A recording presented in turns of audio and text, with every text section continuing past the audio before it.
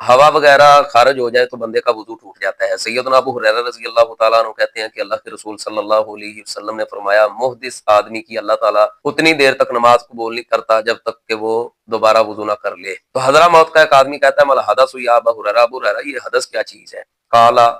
فساء او ذرات، کہا کہ یہ بغیر آواز کے جو ہوا خارج ہوتی ہے اسے، اور جو آواز کے ساتھ ہوا خارج ہوتی ہے اسے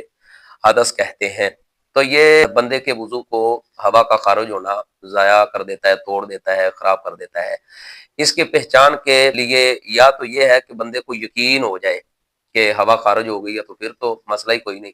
لیکن اگر بندے کو شک ہے کہ اس کا وضو ٹوٹا ہے یا نہیں ٹوٹا، جیسا کہ اللہ کے رسول صلی اللہ علیہ وسلم نے فرمایا اشکل علیہ اخرج منہ شیء ام لا، کہ جب بندے کو پیٹ کے اندر گڑبڑ محسوس ہو اور اس کے اوپر مشکل ہو جائے اس بات کو جانچنا کہ اس کے پیٹ میں سے کوئی چیز نکلی ہے یا نہیں نکلی، تو پھر وہ دو چیزیں دیکھے گا۔ ایک یہ ہے کہ وہ بدبو محسوس کرے،